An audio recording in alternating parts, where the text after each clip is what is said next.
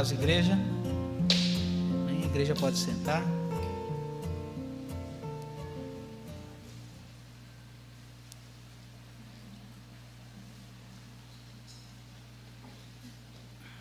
Quero convidar a igreja a abrir as suas Bíblias em Atos 19.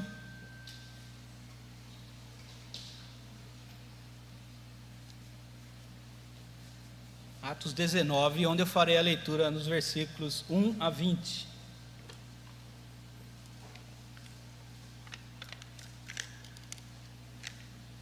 Atos 19, de 1 a 20, diz assim a palavra do Senhor.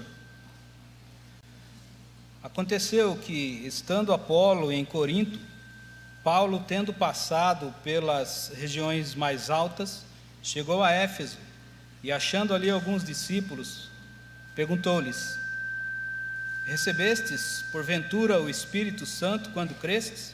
Ao que lhe responderam: pelo contrário, nem mesmo ouvimos que existe o Espírito Santo.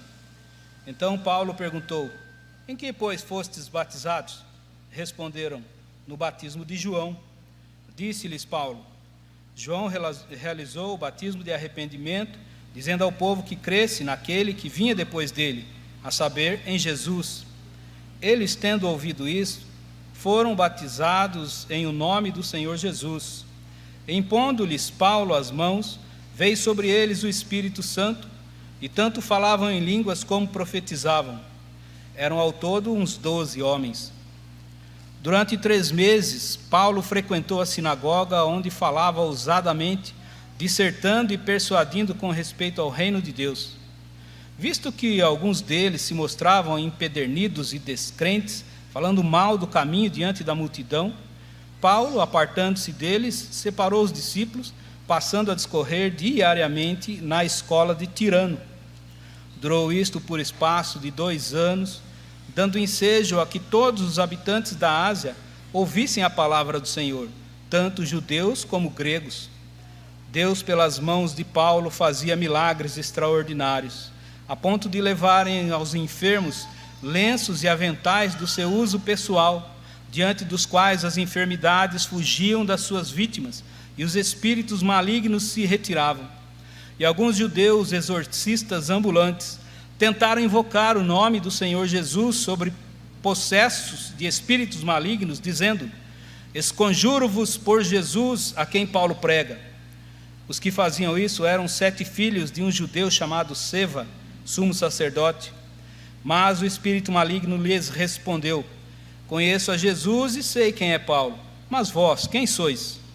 E o possesso do espírito maligno saltou sobre eles, subjugando a todos, e de tal modo prevaleceu contra eles, que desnudos e feridos fugiram daquela casa. Chegou este fato ao conhecimento de todos, assim judeus como gregos, habitantes de Éfeso. Veio temor sobre todos eles, e o nome do Senhor Jesus era engrandecido. Muitos dos que creram vieram confessando e denunciando publicamente as suas próprias obras. Também muitos dos que haviam praticado artes mágicas, reunindo seus livros, os queimaram diante de todos.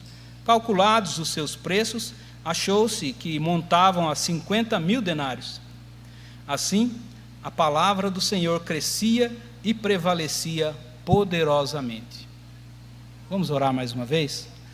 Senhor Deus, graças nós damos ao Senhor pelas nossas vidas, graças ao Senhor por toda a Tua graça, pela Tua misericórdia que se renova diariamente nas nossas vidas, graças ao Senhor pela Tua palavra, que fala aos nossos corações, que nos instrui, que nos exorta, que nos encoraja, graças ao Senhor pela Tua igreja que o Senhor mesmo sustenta, ó Pai, frente aos inimigos, ó Senhor Deus, aos desafios, que o Senhor assim tem sustentado a Tua igreja e o Teu povo. Nós Te louvamos, agradecemos, e nesse momento rogamos a bênção do Senhor, a iluminação do Teu Espírito Santo, para compreendermos a mensagem da palavra do Senhor, no nome do nosso Senhor e Salvador Jesus Cristo. Amém.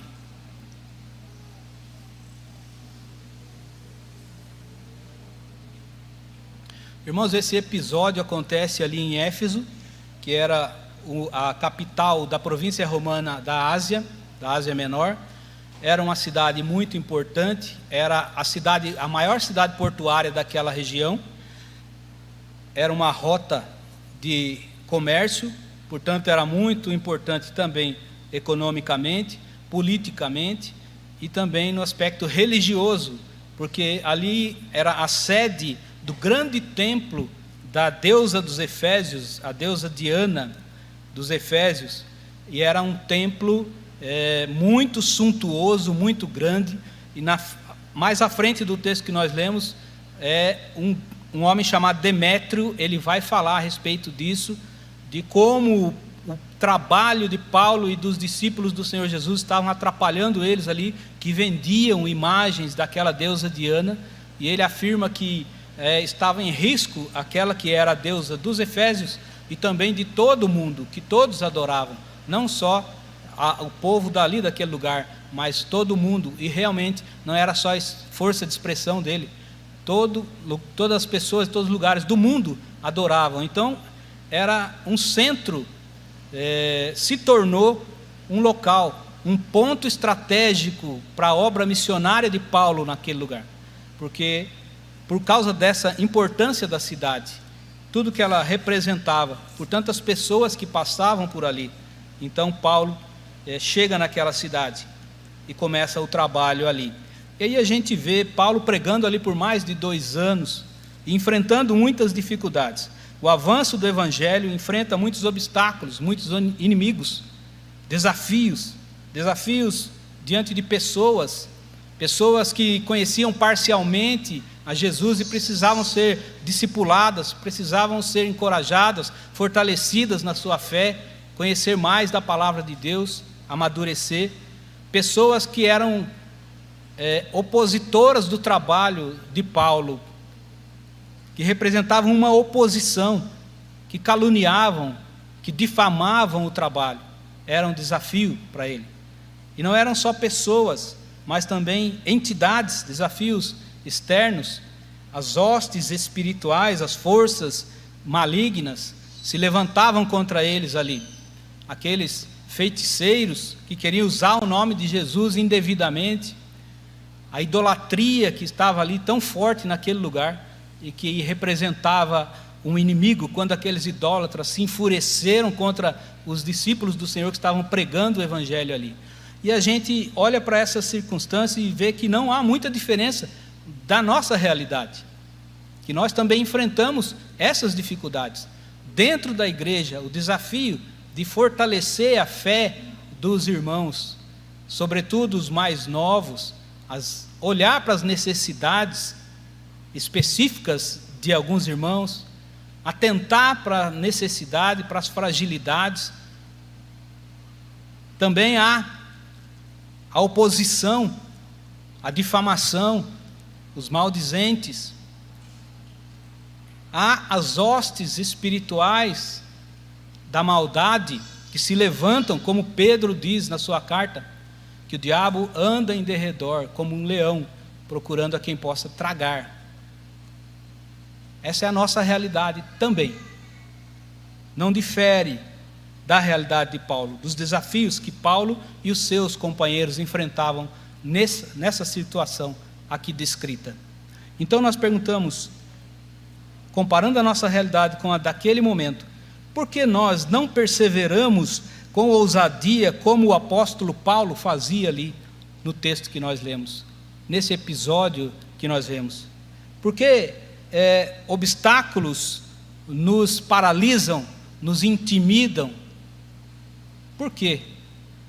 Quais são esses obstáculos? Quais são esses desafios que nós temos que enfrentar? E como nós enfrentamos? Como que eles podem ser vencidos? Essas são as perguntas que nós devemos buscar responder através desta passagem, desse texto.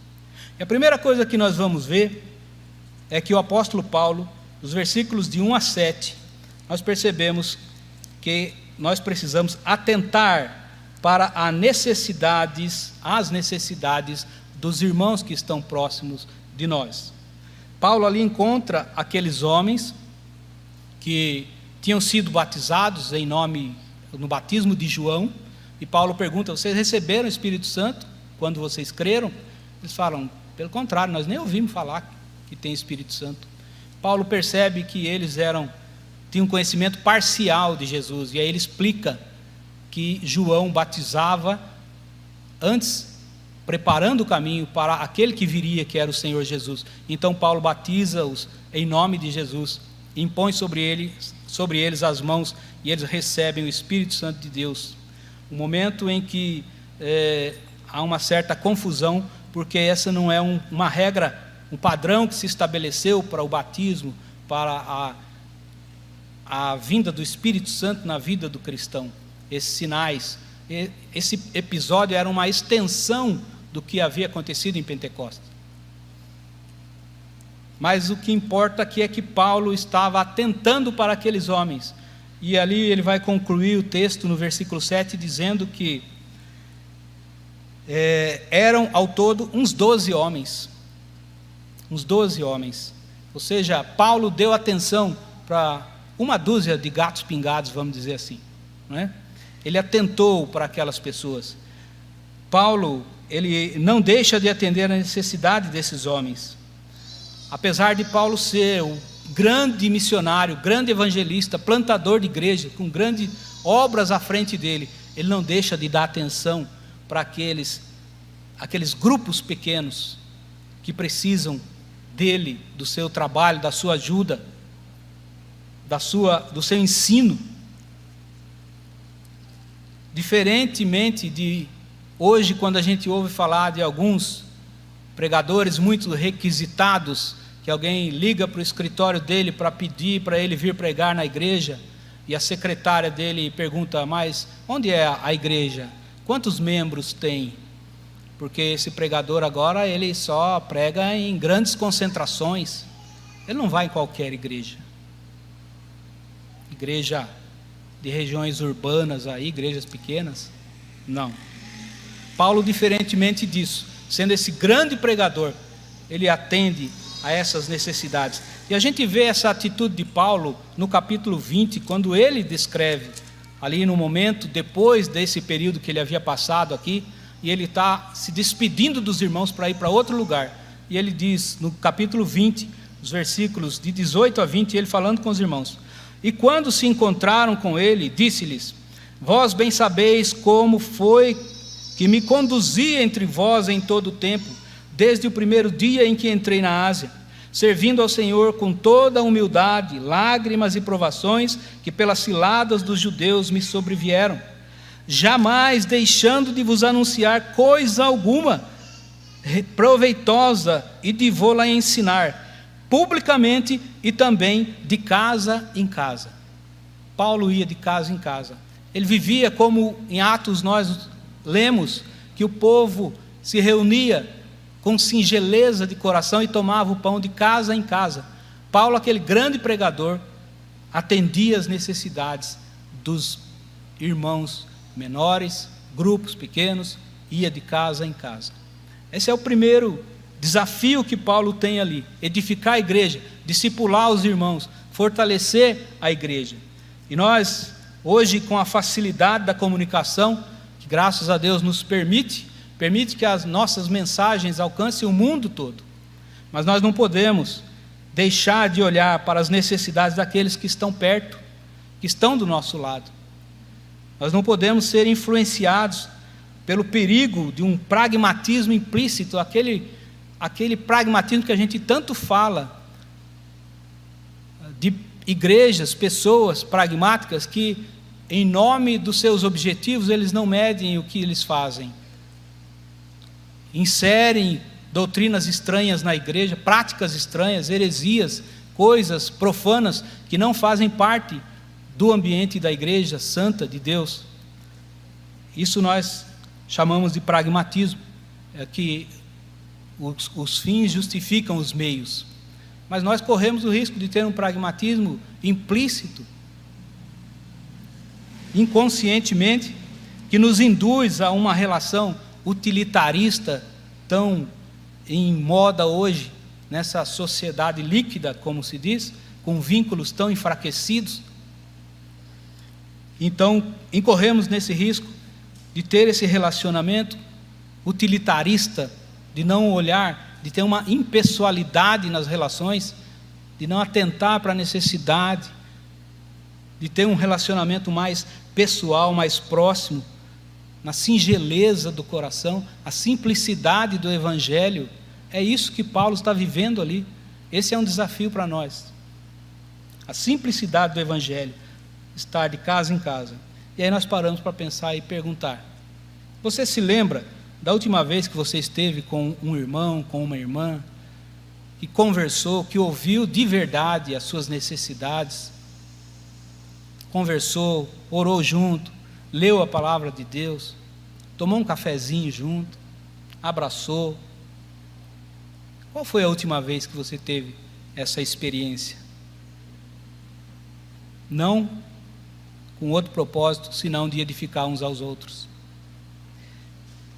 Irmãos, nós temos que pensar que tem alguém, com certeza, precisando não só da sua mensagem, mas precisando de você. Tem alguém precisando de nós, não só da nossa mensagem. É isso que Paulo está fazendo aqui, atendendo às necessidades dos irmãos. Mas tem mais desafios aí. Do versículo 8 ao 10, diz que Paulo, por 3 meses, ele frequentava a sinagoga e ele ensinava ali por 3 meses. Mas se levantaram alguns e começaram a falar mal do caminho, a difamar o caminho. E Paulo, então, ali diante desse grande obstáculo, quando ele pregava na sinagoga, com respeito ao reino de Deus, que falava ousadamente, persuadindo as pessoas, como o texto diz, pelo poder de Deus, se levantam opositores, falando mal. Eram poucos, era uma minoria, mas se levantam para falar mal do caminho, representar um obstáculo, uma dificuldade no trabalho de Paulo. E aí, o que Paulo faz nesse momento, diante dessa dificuldade? O que nós fazemos diante das dificuldades, dos obstáculos que aparecem na nossa frente? Primeiro, cabe aqui lembrarmos que, infelizmente, na igreja tem pessoas que têm o péssimo hábito de falar mal, de difamar, falar do que às vezes não tem conhecimento, falar mal das lideranças da igreja, do trabalho ou da vida de algum irmão, difamar. Tem sempre algo para falar mal. E fala para o mundo, para pessoas de fora da igreja. Infelizmente, existem essas pessoas. Então, aqui é uma exortação da palavra de Deus também, nesse sentido. Provérbios 26:20 diz: sem lenha o fogo se apaga, e não havendo maldizente, cessa a contenda. Que não seja você um maldizente, essa lenha que alimenta a contenda, a fofoca, a difamação. Que não seja você. Peça ao Senhor para vigiar as portas dos seus lábios, como diz Salmo 141:3. Ore ao Senhor para que você não seja essa oposição ao avanço do evangelho da igreja. Mas como Paulo reage, a atitude dos que enfrentam a oposição, é outra coisa que nós devemos perceber. Paulo, ele, diante dessa dificuldade, ele não é paralisado diante desse problema. Ele ali por 3 meses passa por essa situação, enfrenta, sofre essa oposição da difamação que quer minar as nossas forças. Quando você está perseverando, você foi nomeado para fazer um trabalho na igreja, e você está fazendo com todo o amor, com falhas sim, é certo que nós temos dificuldades, e aí você encontra a oposição. Qual é a atitude que nós temos diante dessas dificuldades? A atitude de Paulo diz que ele passa a ensinar na escola de Tirano. Tirano era um homem que a Bíblia não fala mais nada a respeito dele, mas sabe-se que Essa era uma escola desse tal tirano. E Paulo então encontra essa alternativa, essa solução para o seu problema. Ele não fica paralisado, ele não fica intimidado, ele não desanima, ele não joga tudo para o ar, ele não fala, não vou mais fazer esse trabalho, eu estou aqui com todo o meu esforço, dando o melhor de mim, e essas pessoas se levantam para falar mal do meu trabalho, para criticar. Eu não vou fazer mais, eu vou largar a mão. Não, Paulo busca uma solução para o problema, ele encontra uma alternativa e vai ensinar na escola de tirano. E diz a Bíblia que ele ensinava diariamente naquela escola, por um período de 2 anos. E tem uns escritos extra-bíblicos, manuscritos, que dizem que ele ensinava ali todos os dias das 11 da manhã às 4 da tarde, que era o período mais quente. Então o tirano provavelmente deixava para ele aquele período, né? Mas Paulo ficou ali 2 anos, ele encontrou essa solução, porque ele sabia que Deus tinha solução para ele. Por isso ele não se abateu, não se desanimou, não se entregou, não ficou paralisado diante do problema. Pelo que a Bíblia fala, provavelmente ele nem pensou na hipótese de parar com o seu trabalho. Ele sabia que Deus tinha a solução para aquele problema. E disso decorreu o quê? Todos, tanto gregos como judeus, ouviram a palavra de Deus por esse trabalho, através dessa alternativa que Paulo encontrou. E daí nasceram muitas igrejas naquela região. Desse período que Paulo pregou ali, muitas igrejas nasceram. Deus agindo soberanamente na vida dele, ele confiando em Deus, não desanimando, não ficando paralisado diante do problema. Quantas vezes nos sentimos assim abatidos por essas dificuldades que surgem? São críticas, ingratidão, cobranças, oposição e etc. O salmista diz assim: o que a mim me concerne, o Senhor levará a bom termo. E ele continua falando outras coisas, que quer dizer que Deus cuida de nós, que nós não apenas fazemos a obra do Senhor, mas nós somos parte dessa obra. Deus faz essa obra em nós e através de nós. É isso que o salmista está dizendo.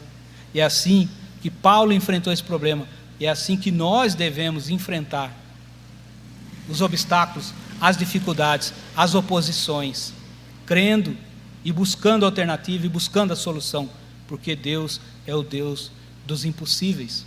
Os recursos de Deus não se esgotam. Onde nós não vemos a solução, para Deus não há impossível. Mas ainda tem mais. Deus pode usar meios inimagináveis. Deus usa meios que nós não imaginamos. Os versículos 11 e 12 falam das obras que Deus fazia pelas mãos de Paulo, que até os aventais, lenços que eram levados, e a enfermidade saía dos enfermos diante aquelas roupas de Paulo. Espíritos malignos fugiam diante daquelas peças. E a Bíblia diz que eram obras extraordinárias, milagres, que Deus fazia pelas mãos de Paulo. Deus fazia pelas mãos de Paulo. É Deus quem faz pelas nossas mãos as obras. Não é a força das nossas mãos, dos nossos braços. Nós temos que consagrar nossa vida ao trabalho do Senhor. Nós temos que nos esforçar, sim, nós temos responsabilidade. Nós não somos marionetes, bonecos, mas é o poder de Deus que faz as coisas acontecerem. Nós não podemos esquecer disso. E Deus usa as mãos dos seus servos para fazer a obra. Mas Deus não está limitado a esses recursos. Deus não está limitado a nenhum meio. Deus usa meios. Os meios dele são ilimitados. Então continua o texto, de 13 a 20, quando fala que como Deus faz coisas que nós não poderíamos imaginar. Quando aqueles homens ali, exorcistas ambulantes, que andavam expulsando demônios, e eles então querem usar indevidamente o nome de Jesus, e eles querem sem autoridade, sem autorização, fazer uso do nome de Jesus, e tentando usar as credenciais de Paulo. Eles falam: esconjuro-vos em nome de Jesus, a quem Paulo prega, mostrando que eles não tinham compromisso com Jesus, querendo usar o nome de Jesus, mas sem ter o compromisso com esse nome, com esse Senhor. Usar as credenciais do apóstolo Paulo, utilizar, fazer uso. Mas Cristo não é um poder a ser manipulado. Ele é o Senhor para ser obedecido e exaltado. Por isso então o que acontece com aqueles homens? O texto diz que o espírito maligno diz para eles: conheço Jesus e sei quem é Paulo, mas vocês quem são? Para fazer a obra de Deus, se não estiver com o nome de Jesus, debaixo da autorização de Jesus, com as credenciais do nome de Jesus, eles não são nada. Eles não têm poder, não têm autoridade para falar no nome de Jesus. Por isso o próprio espírito maligno diz para eles: vocês quem são? E o homem possesso salta sobre eles, que eram 7, e dá uma surra neles, e eles saem dali humilhados, seminus, e todos machucados. Esse é o episódio do que acontece.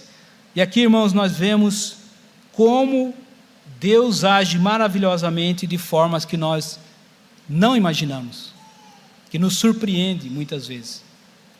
Esse é o Deus que age através das nossas vidas. Coisas maravilhosas acontecem através desse fato. Esse fato da humilhação daqueles homens diante de um espírito maligno. Esse fato promove acontecimento maravilhoso naquele lugar, contrariando o nosso senso comum de ver maravilhas quando homens de Deus expulsam os demônios. Naquele episódio, Deus usa aquele episódio quando o demônio expulsou os homens, contrariando o nosso senso comum. E diz então que, diante daquele fato, o versículos 18 e 19, diz o seguinte: muitos dos que creram, aliás, desde o 17, chegou este fato ao conhecimento de todos, o fato da humilhação daqueles homens. Assim, judeus como gregos, chegou o fato ao conhecimento de todos os habitantes de Éfeso, judeus como gregos. Veio temor sobre todos eles, e o nome do Senhor Jesus era engrandecido. O nome de Jesus foi engrandecido naquele episódio. E ele continua: muitos dos que creram vieram confessando e denunciando publicamente as suas próprias obras, seus pecados. Também muitos dos que haviam praticado artes mágicas, reunindo os seus livros, os queimaram diante de todos. Calculados os seus preços, achou-se que montavam a 50.000 denários, correspondentes hoje aproximadamente $10.000, uma considerável biblioteca de Satanás. Foi queimada ali. E ele completa no versículo 20: assim, a palavra do Senhor crescia e prevalecia poderosamente. Coisas maravilhosas aconteceram ali. O nome de Jesus foi engrandecido, foi exaltado. A palavra de Deus prevalecia e crescia. Conversão em massa. Pessoas indo, confessando os seus pecados, publicamente. Feiticeiros queimando seus livros de magia. Transformações de vida, por meio daquele episódio, daquele acontecimento na vida daqueles homens. Como é que Deus age de formas inimagináveis, que nos surpreendem? Deus é maravilhoso, Deus é ilimitado no seu agir. Eu me lembro aqui de uma ilustração usada pelo reverendo Roster, quando ele dizia que uma irmãzinha estava passando por dificuldade financeira, não tinha alimentos em casa e ela orava por isso. E ela tinha um vizinho que era um servo de Satanás. E esse homem falou: eu vou pregar uma peça nessa crente. E comprou uma cesta básica e colocou lá na porta daquela irmã.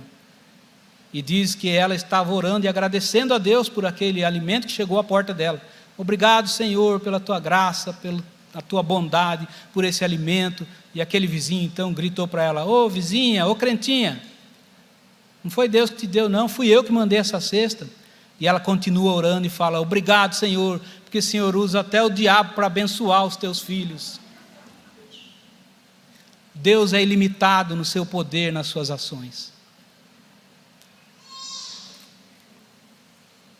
Não há limites para o Senhor.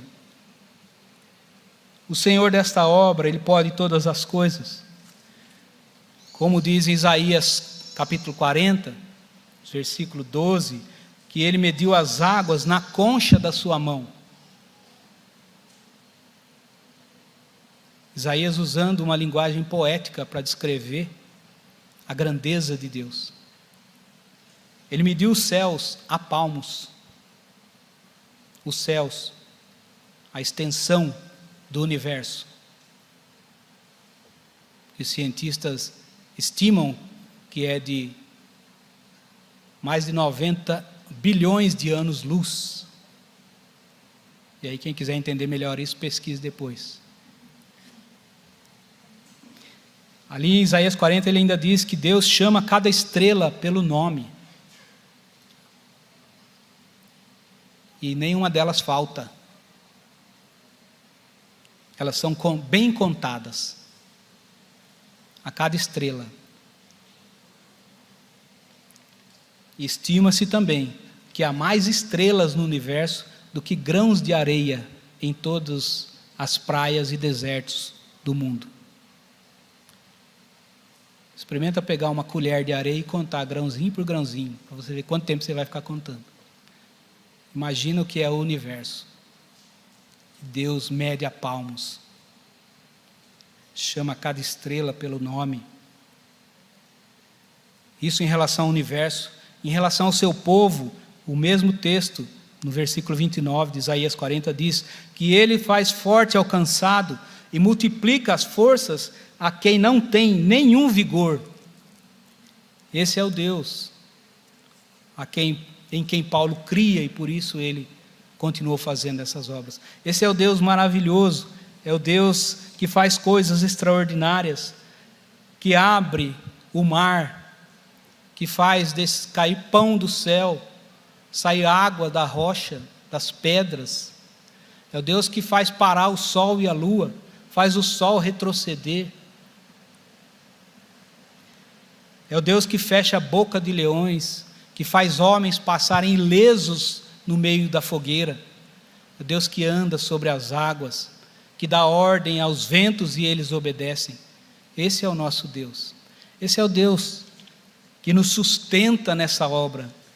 Esse é o Deus que nos dá vitórias. Nós temos lutas, grandes lutas, mas imensas vitórias, porque Deus é muito maior do que os obstáculos, do que as dificuldades. Então nós devemos pensar a respeito dessas coisas e voltar a nos perguntar, lembrando que Deus exalta, como ali naquele episódio, exalta o nome de Jesus e faz prevalecer a sua palavra. A obra é dele, a igreja é dele, ele faz. Então nós devemos seguir o que diz o salmista: entrega o teu caminho ao Senhor, confia nele, o mais ele fará. Entrega, confia. Os recursos, as soluções de Deus não têm limites, não cabe na nossa imaginação. Perseveremos no Senhor e voltemos a perguntar: por que então nós não perseveramos com a ousadia do apóstolo Paulo? Porque nós nos paralisamos muitas vezes e nos intimidamos diante das dificuldades. Talvez o que falte para nós é o que o próprio apóstolo Paulo nos mostra na sua atitude, quando no capítulo 20 também de Atos, pouco à frente do texto que nós lemos. Versículo 24, o apóstolo Paulo diz assim: porém, em nada considero a vida preciosa para mim mesmo, contanto que complete a minha carreira e o ministério que recebi do Senhor Jesus para testemunhar o evangelho da graça de Deus. Talvez o que falte para nós é essa atitude de Paulo. Preste atenção no que ele diz. Eu não considero, em nada considero a vida preciosa para mim mesmo, contanto que eu complete a minha carreira e o ministério que recebi do Senhor. Talvez seja essa atitude que esteja faltando nas nossas vidas. Talvez o nosso relacionamento com Deus, a nossa vida cristã, a nossa vida na igreja, ela tenha como o foco principal e como a coisa mais preciosa, a nossa vida, alcançar os nossos objetivos, satisfazer os nossos anseios, as nossas necessidades. E não tem como prioridade completar a carreira, o ministério que recebi do Senhor Jesus. Talvez seja isso que falte para que nós perseveremos como Paulo fez naquele episódio ali. Talvez seja isso que falte para nós, termos como precioso o trabalho que Deus nos deu, como privilegiados por sermos servos do Senhor. Isso é algo que nós precisamos aprender, isso é um privilégio. Ser servo do Senhor é um privilégio muito grande. Às vezes nós não entendemos muito bem o sentido da palavra servo ou escravo nesse contexto. Qual é o propósito da sua vida dentro dessa obra, diante desses desafios, no ministério que Deus colocou na sua mão? Qual é o propósito da sua vida? Exaltar o nome de Jesus? Prevalecer a palavra de Deus? Ou satisfazer seus anseios, suas necessidades? Você considera muito preciosa a sua vida e por isso não pode completar a carreira, o ministério que Deus tem colocado na sua mão?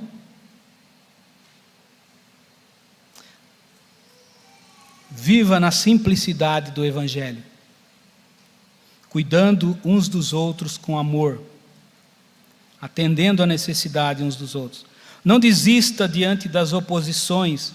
Deus tem outro caminho melhor para você. Ele tem alternativas. Não desista.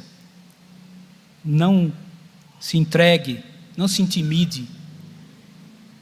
Confie no Senhor, que pode tornar até a ação dos inimigos em bênçãos. O Senhor de poder ilimitado. Certamente assim você terá grandes lutas, mas você experimentará imensas vitórias na presença do Senhor. E que o nome de Jesus seja exaltado e a palavra de Deus prevaleça e cresça através das nossas vidas. Que grande privilégio nós temos de servir ao Senhor dessa forma. Deus nos abençoe, nos sustente na perseverança dos santos na sua obra. Deus nos abençoe.